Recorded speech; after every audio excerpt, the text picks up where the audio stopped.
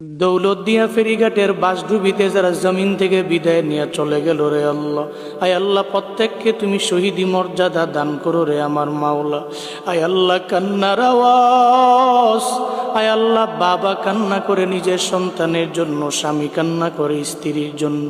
একজন বাবা কান্না করতেছে, ওই বাবা কান্না করতেছে, বলতেছে সবাইকে, এই লোকেরা তোমরা যাও বাস থেকে আমার কন্যা সন্তানটারে, শিশু বাচ্চাটারে উদ্ধার করো।